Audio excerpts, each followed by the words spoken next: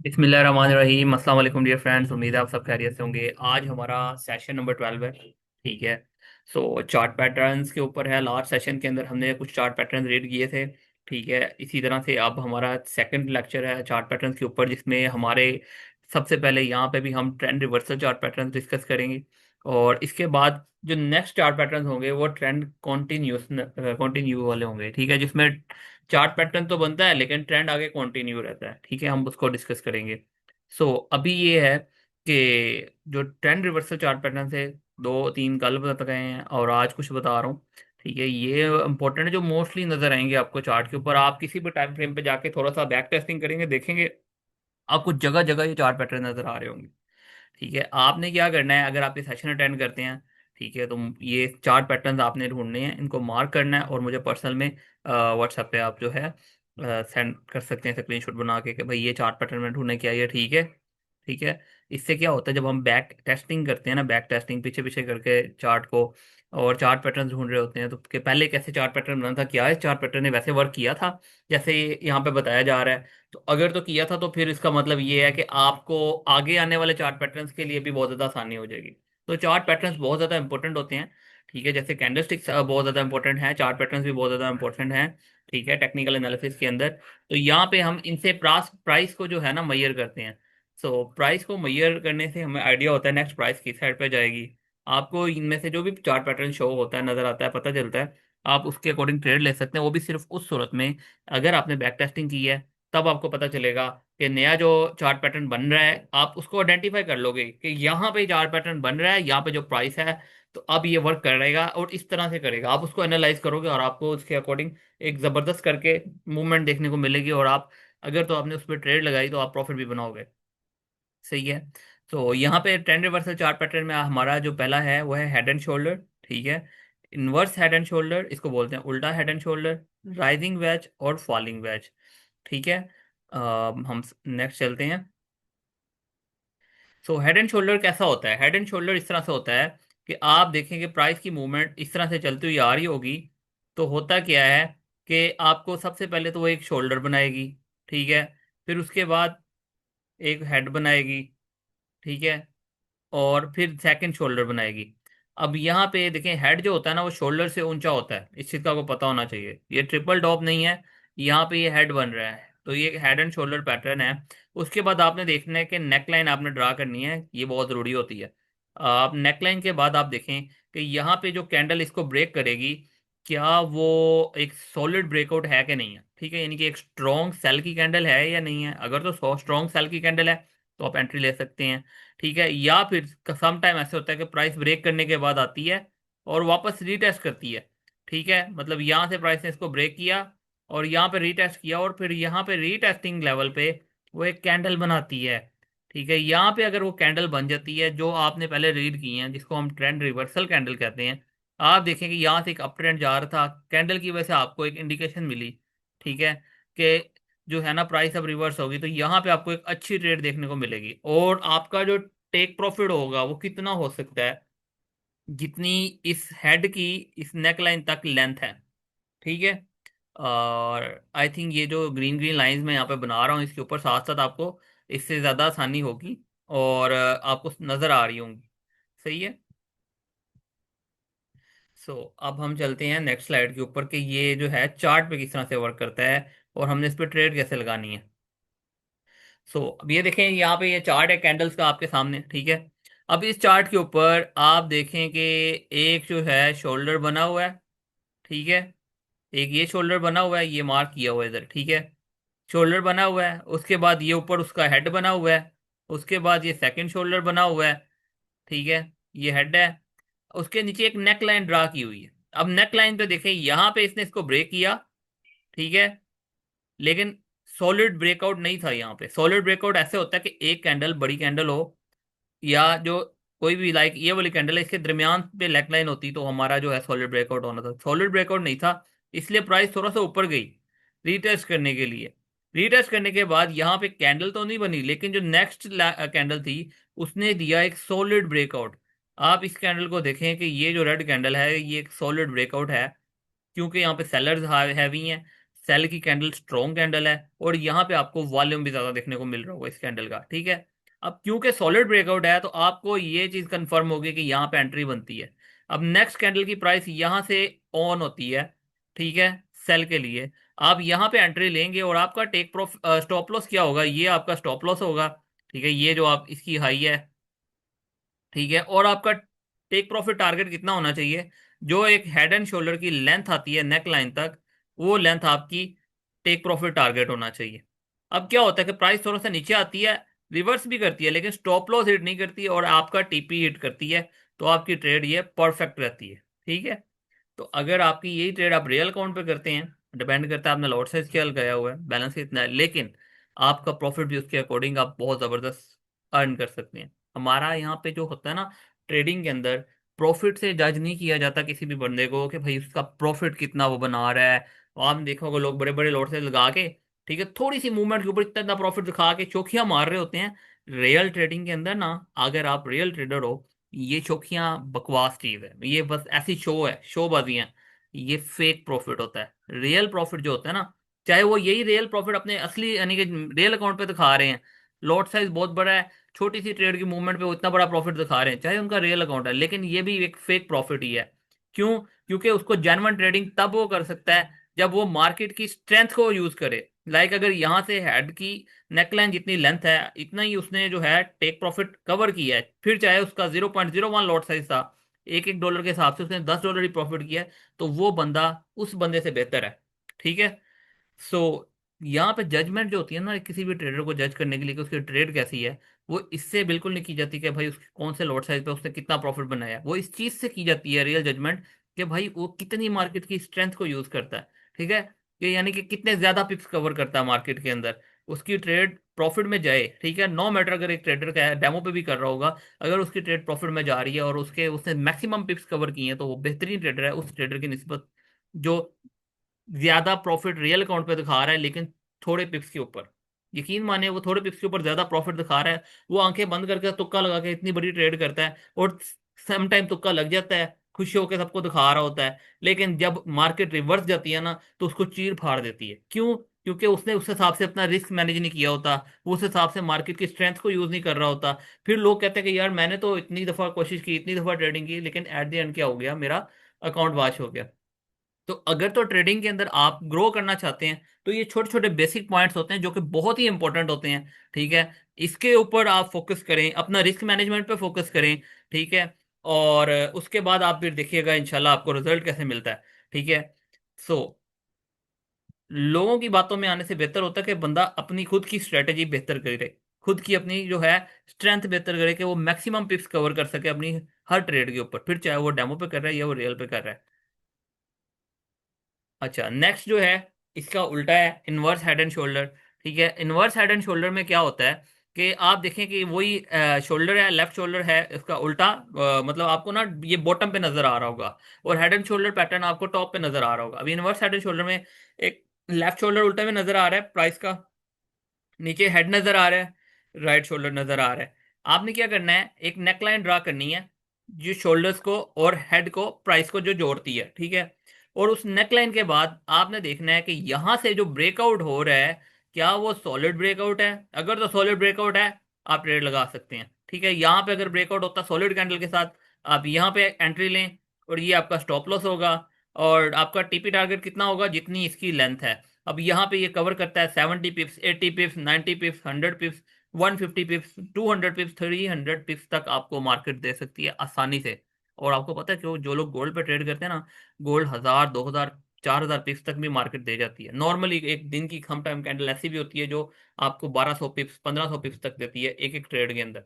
लेकिन क्या होता है कि आपकी एंट्री की एक्यूरेसी अगर इतनी जबरदस्त होगी, तो आपका प्रॉफिट भी उतना जबरदस्त होगा, फिर चाहे लॉट साइज आपका जितना ही छोटा क्यों ना हो। अब छोटे लॉट साइज से आप तो सेफ रहते हैं, आपको लॉस के चांसेस तो कम हो जाते हैं, लेकिन अगर आपकी एक्यूरेसी ज्यादा अच्छी है, तो आपका प्रॉफिट ज्यादा बनेगा, डेफिनेटली ज्यादा बनेगा। आप हर उस ट्रेडर से बेहतर होगे जो ज्यादा प्रॉफिट दिखा रहा है, लेकिन उसकी ट्रेड की एक्यूरेसी वो नहीं है, वो उतना उतने पिप्स गेन नहीं करता, ठीक है। बाद में वो कहता है कि भाई हम ये हैं तो हम वो हैं, ठीक है।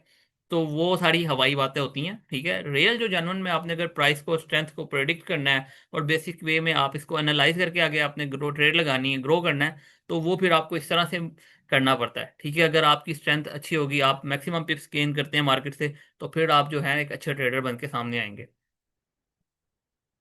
सही है। तो अब इस चीज को, इसी पैटर्न को हम देखते हैं इसके ऊपर, चार्ट के ऊपर, चार्ट पे कैसे वर्क करता है। अब ये देखें, ये चार्ट है। ठीक है। तो यहाँ पे क्या हो रहा है कि यहाँ पे हेड, ये देखें, एक सबसे पहले हमने यहाँ पे एक शोल्डर मैयर किया, फिर हेड मैयर किया, फिर ये जो है राइट शोल्डर मैयर किया। अब यहाँ पे एक नेकलाइन लगाई। अच्छा, जरूरी नहीं होता कि नेकलाइन जो है बिल्कुल स्ट्रेट होनी चाहिए। आप देखें, जहां से प्राइस हेड एंड शोल्डर को मैयर कर रही है वो एक नेकलाइन लग जाती है। ठीक है। नेकलाइन लगने के बाद अब यहाँ पे देखें कि सबसे ज्यादा यहाँ पे उस बंदे ने बाय एंट्री क्यों ली। बाय एंट्री लेने की दो सबसे बड़ी वजह है। अब देखें, एंट्री लेने की सबसे बड़ी वजह ये थी कि इस कैंडल से इस कैंडल के दरमियान एक गैप ओपनिंग हुई है। गैप ओपनिंग होने का मतलब ये होता है कि बायर जो है सॉलिड है। ठीक है। अब ब्रेकआउट लाइन यानी कि जो नेक लाइन थी, वो ब्रेक करते हुए कैंडल एक फुल ग्रीन कैंडल बनी है। ठीक है, इतनी बड़ी विक नीचे की तरफ नहीं थी ना ऊपर की तरफ बड़ी विक थी। तो यहाँ पे इसको ये पता चलता है कि ये एक एंट्री की पोजीशन है। यहाँ पे अगर उसने एंट्री ली, तो उसके बाद क्या हुआ कि प्राइस ऊपर गई थोड़ा सा, लेकिन रिवर्स हुई। रिवर्स कहाँ तक हुई? नेकलाइन तक। और उसने अपना स्टॉप लॉस कहाँ रखना था? नेकलाइन से थोड़ा नीचे। ठीक है। तो क्या होता है कि नेक्स्ट जो है प्राइस फिर नीचे आई। एक तो आप यहाँ पे एंट्री ले सकते हैं। ठीक है। सेकंड एंट्री आप कहाँ ले सकते हैं? अच्छा, सम टाइम ऐसा होता है कि आपका नेक लाइन के बाद प्राइस रिवर्स होकर नीचे आती है। उस बंदे ने तो यहाँ पे एंट्री ली है, उसकी एंट्री लेने की वजह ये थी कि ये गैप ओपनिंग थी। जब प्राइस रिवर्स होके आई, लाइक अगर आपका स्टॉप लॉस भी हिट हो गया यहाँ पे, कोई बात नहीं, आपका कोई बड़ा लॉस नहीं हुआ क्योंकि छोटा सा स्टॉप लॉस हिट हुआ है। लेकिन क्या हुआ, प्राइस दोबारा से जब ऊपर गई, ठीक है, हो सकता है वहां पे उससे मार्केट को सही से उसने एनालाइज ना किया हो, या ये नेकलाइन उसने लगाते हुए गलती कर दी हो। नेकलाइन ऐसे हो सकती है, ये वाली जगह पे। ठीक है। क्लियर ड्राइविंग करके ना मैं दोबारा बताता हूँ। ये नेकलाइन हो सकती है। ठीक है। बात ये है कि आपने छोटी छोटी चीज़ों का ख्याल करना है, आपको अच्छी एक्यूरेसी मिलेगी। आपने जब नेकलाइन पे जो कैंडल क्रॉस कर रही है, एक तो उस कैंडल को देखना है। ठीक है। क्या वो उसका सॉलिड ब्रेकआउट है कि नहीं? इसका सबसे पहले चीज़, सॉलिड ब्रेकआउट नहीं नजर आया था हमें, लेकिन गैप ओपनिंग की वजह से आप यहाँ पे एंट्री ले सकते हैं। मैक्सिमम चांसेस है कि प्राइस आपके अकॉर्डिंग जाएगी। ठीक है। फिर भी अगर प्राइस नीचे रिवर्स होती है, फिर आप देखें कि यहाँ पे एक सॉलिड ब्रेकआउट किया है इस कैंडल ने, ये जिसको मैंने अभी लाइन लगाई है। ठीक है। वो सॉलिड ब्रेकआउट के बाद आप यहाँ पे बाय की अगर एंट्री लेते और इसके नीचे स्टॉप लॉस यहाँ रखते, तो आपको देखने को मिलता है कि आपने यहाँ पे एक अच्छा प्रॉफिट गेन किया है। और प्रॉफिट लेंथ कितनी होनी चाहिए? जितना इस हेड की है। ठीक है। तो इस तरह से जो है आप अपना इसके अंदर प्रॉफिट बना सकते हैं। सही है। अब क्या होता है कि यहाँ पे इस पैटर्न्स को फॉलो करते हुए मिस्टेक्स भी हो जाती हैं। अब जहाँ, जैसे कि मैंने भी आपको बताया, ठीक है, कि यहाँ पे ये मिस्टेक थी, आपका स्टॉप लॉस हिट हो गया, कोई बड़ी बात नहीं है, आपका लॉस अगर होगा थोड़ा सा होगा, लेकिन आपको उसी पैटर्न के अंदर दोबारा से ट्रेड मिलती है। ठीक है। तो आप यहाँ पे उस ट्रेड के अकॉर्डिंग अगर आप लगाते हैं, तो आपको जो है आप वो लॉस भी रिकवर होता है और आप 3x प्रॉफिट करते हैं। ठीक है। आप लोगों ने देखा होगा ग्रुप में मैं अक्सर सिग्नल दे रहा होता हूँ, कभी स्टॉप लॉस हिट होता है तो मैं नीचे मोस्टली ये लिखता हूँ कि नेक्स्ट ट्रेड पे आपका जो है 3x प्रॉफिट रिकवर करेंगे। और 80% मेरा नेक्स्ट ट्रेड के ऊपर 3x से 4x प्रॉफिट रिकवर होता भी है, और मैं शेयर भी करता हूँ आप लोगों के साथ। ठीक है। वो इसलिए होता है कि सम टाइम हमें बाय की ना दो पोजीशन एक पॉइंट पे नजर आ रही होती हैं, तो थोड़ा सा डाउटिंग होता है, या हमें यहाँ बाय करना चाहिए या यहाँ करना चाहिए। अगर एक बाय वाली पोजीशन फेल होगी, तो सेकंड पोजीशन से तो डेफिनेटली हमें प्रॉफिट मिलना होता है। ठीक है। उसके लिए भी हम अपना रिस्क का ख्याल करते हैं कि हमारा जो है ना लॉस ज्यादा ना हो। ठीक है। उसके लिए भी स्टॉप लॉस मस्ट है। अगर आप लोग रियल अकाउंट पर ट्रेड करते हैं, स्टॉप लॉस के बगैर करते हैं, तो आपका अकाउंट वाश होने से कोई नहीं बचा सकता, चाहे जितने मर्जी अच्छे ट्रेडर हैं आप। ठीक है। रिस्क मैनेजमेंट ही नहीं है। सही है। और मैंने क्या नखरे करने हैं, लोगों ने क्या नखरे करने हैं, आपको रिस्क मैनेजमेंट नहीं करोगे तो अकाउंट तो आपका ही वाश होगा। खैर, इसको जरा नेक्स्ट पैटर्न में देखते हैं। अब क्या होता है कि यहाँ पे हमने देखा एक और head and shoulder, inverse head and shoulder. Left shoulder है, हेड है, राइट शोल्डर है। ठीक है। अब यहाँ पे क्या है कि बेसिकली ये तो पैटर्न बना हुआ है, आगे प्राइस ने उसको शो नहीं किया हुआ, लेकिन आपको समझाने के लिए एक तो आपने नेकलाइन लगा देनी है। ठीक है। नेकलाइन लगाई। सम टाइम ये वाला चार्ट दिखाने का पर्पज ये था कि सम टाइम हमें देखें प्राइस की मूवमेंट से इतना खास पता नहीं चल रहा कि वो एक्यूरेट हेड एंड शोल्डर नहीं बन रहा, लेकिन इसकी जो पोजीशन मैपिंग है, लाइक इसकी जो पोजीशन और शेप लग रही है वो एक हेड एंड शोल्डर पैटर्न के अंदर आती है। इस वजह से अगर आप उसके अकॉर्डिंग ट्रेड लेते हैं, ठीक है, आपने देखना है ये एक हाई है, ठीक है, ये सेकंड हाई है, ठीक है, इन दोनों को आप मैच करेंगे, आपको यहाँ पे जो भी आपकी नेकलाइन क्रॉस होती है उसके अकॉर्डिंग आप ट्रेड ले सकते हैं, ठीक है।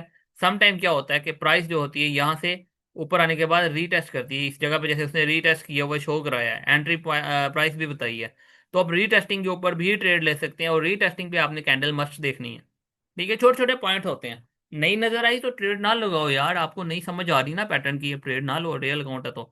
आपको जब ट्रेड मिले तब लो। ट्रेडिंग के अंदर ना लोगों की यही बेवकूफ़ी बेवकूफ़ी सबसे बड़ी होती है कि वो जब बैठ जाते हैं ना, उनको सुकून नहीं आ रहा होता, एक कीड़ा तंग कर रहा होता है बार बार कि भाई ट्रेड लगाओ ट्रेड लगाओ, अगर लॉस हो गया ना, एक एक बन गया, स्टॉप लॉस हिट हो गया, बार बार वही कीड़ा तंग करता है कि भाई एक और ट्रेड लगानी, एक और लगानी, एक और लगानी है। सुकून नहीं आ रहा होता। अगर कोई शख्स प्रॉफिट बना रहा है ना, उसको भी सुकून नहीं आ रहा होता, उसको भी वही कीड़ा तंग कर रहा होता है। खैर, मतलब ये है कि आपको ट्रेडिंग करनी है ना, तो सबसे पहले ट्रेड ढूंढनी है। सिर्फ गोल्ड के अंदर अगर ट्रेड नहीं ना मिल रही गोल्ड के चार्ट पे, आप अदर करेंसी पेयर पे चले जाओ, आप किसी और स्टॉक पे ट्रेड कर लो।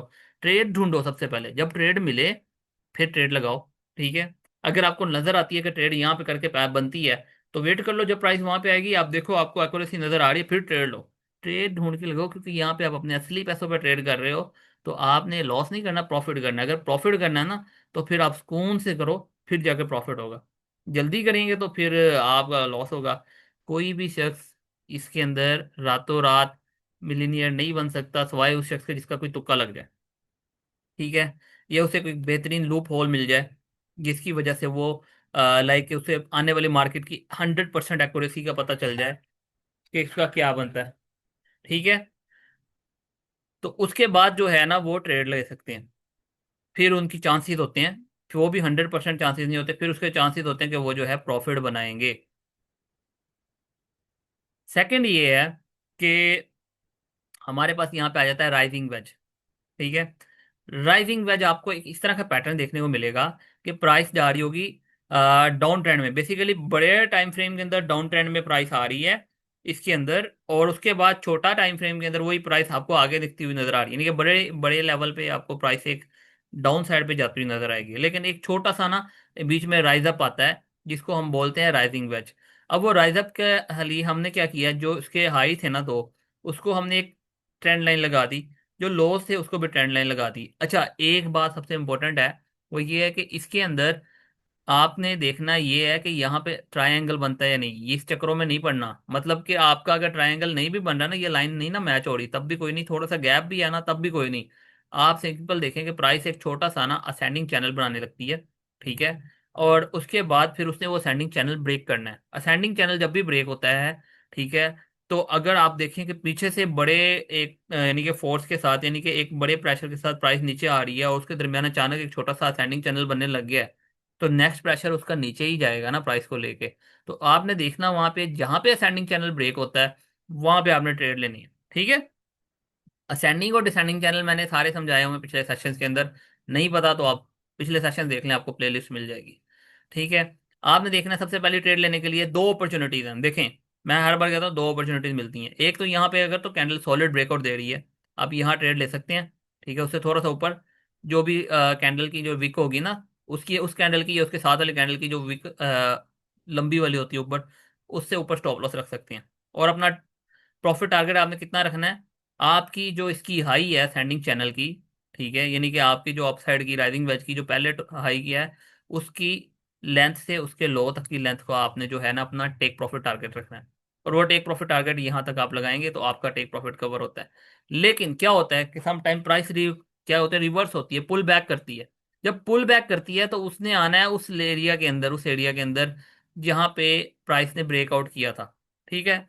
अब वहां पे आपने देखना है कि या तो कैंडल सॉलिड हो, रेड कलर वाली, ठीक है, या कोई कंफर्मेशन वाली कैंडल हो, जिससे हमें ये कंफर्म हो कि ये जो छोटा सा अप ट्रेंड स्टार्ट होने लगा था, वो ट्रेंड रिवर्सल बन रहा है कि नहीं। ट्रेंड रिवर्सल बना, पता चला, आपने उससे थोड़ा सा ऊपर स्टॉप लॉस रखना है और ट्रेड लेनी है, आप प्रॉफिट में जाएंगे इंशाल्लाह, ठीक है। सो अब हम नेक्स्ट चलते हैं। जस्ट ये ड्राइंग रिमूव कर लूँ, और उसके बाद हम चलते हैं नेक्स्ट। अब ये देखें यहाँ पे, जैसा कि मैंने आपको बताया, क्या चीज है कि प्राइस आ रही थी अप ट्रेंड की तरफ। सबसे पहली चीज, अप ट्रेंड की तरफ प्राइस आ रही थी, उसके बाद हमने देखा यहाँ से इस पॉइंट से और इस पॉइंट को हमने मैच किया, एक ट्रेंड लाइन खींच दी। ठीक है।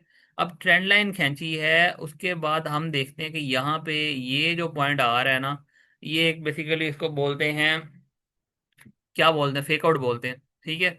प्राइस यहाँ पे ब्रेक हुई है, लेकिन वो वापस रिवर्स होके उसी जोन के अंदर आ गई, उसी असेंडिंग चैनल के अंदर आ गई। ठीक है।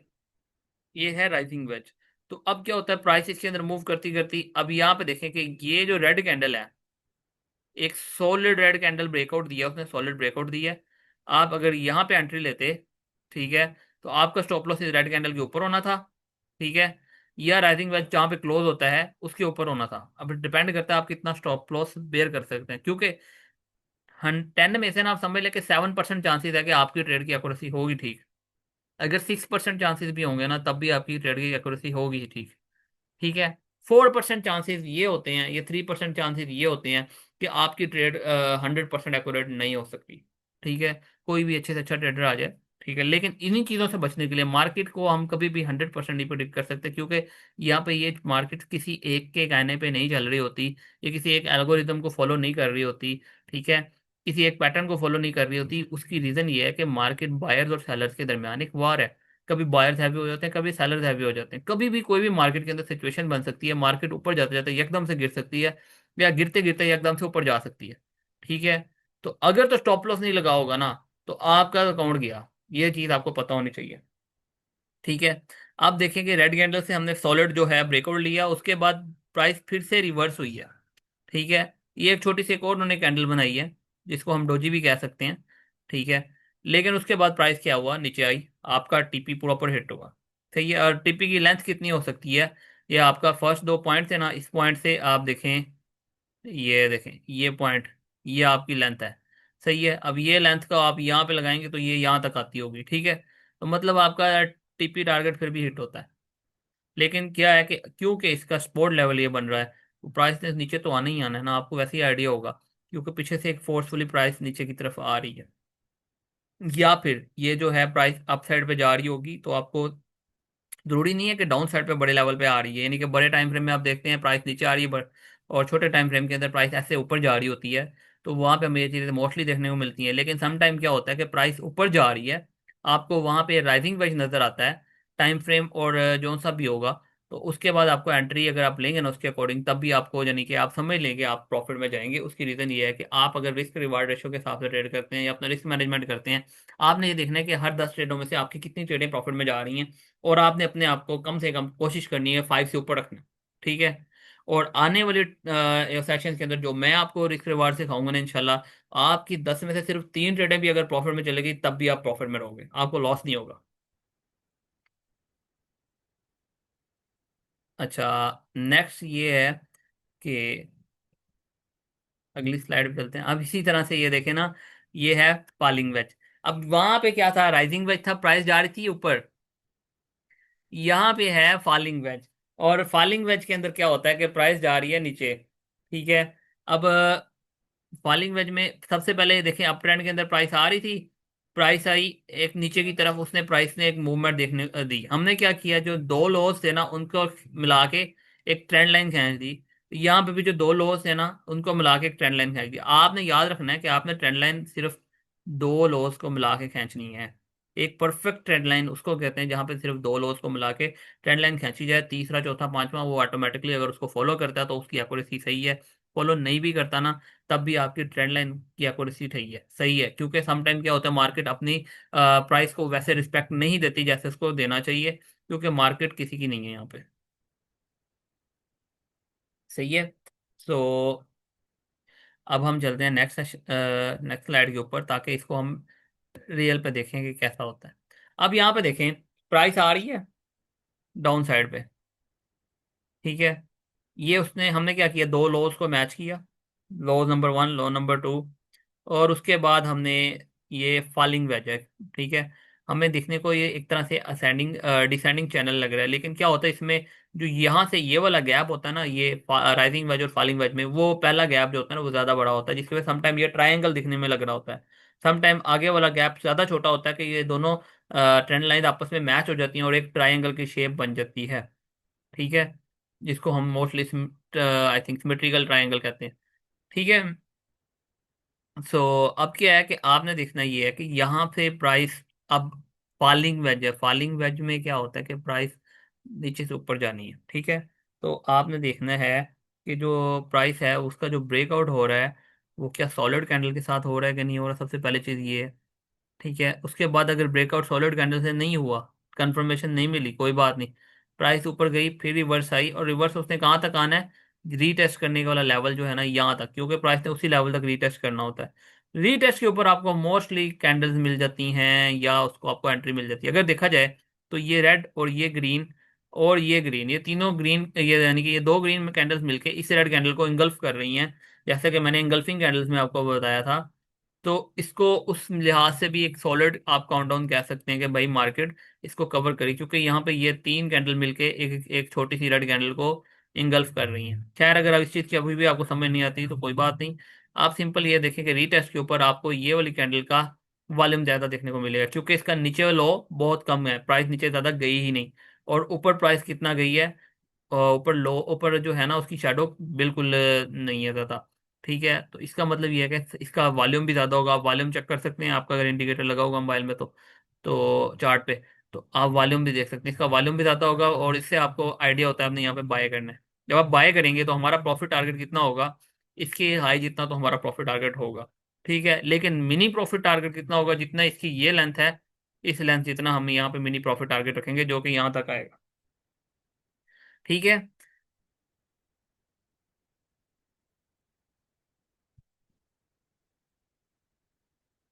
और अब हम चलते हैं नेक्स्ट स्लाइड पे। Thank you very much. Session complete हो गया भाई। आई होप आप लोगों को बहुत मजा आया होगा। ठीक है, इन सेशंस के अगर आप वाकई अटेंड कर रहे हैं, सेशंस वीडियो देख रहे हो या फिर जो है लाइव सेशन अटेंड कर रहे हो, तो आपने क्या करना है, इसके ये मार्क करके ढूंढ के बैक टेस्टिंग करके आपने डिफरेंट पेयर्स के ऊपर ये बना के मार्क करके मुझे शेयर करने हैं। ठीक है, मैं आपको गाइड करूंगा क्या ठीक है क्या नहीं ठीक। ठीक है, कोई भी हेल्प चाहिए तो मुझसे पूछ सकते हैं। सो आज का हमारा ट्रेनिंग सेशन खत्म होता है। ठीक है, इंशाल्लाह नेक्स्ट मिलते हैं बहुत जल्द नेक्स्ट सेशन के अंदर। सो अस्सलाम वालेकुम, अल्लाह हाफिज़।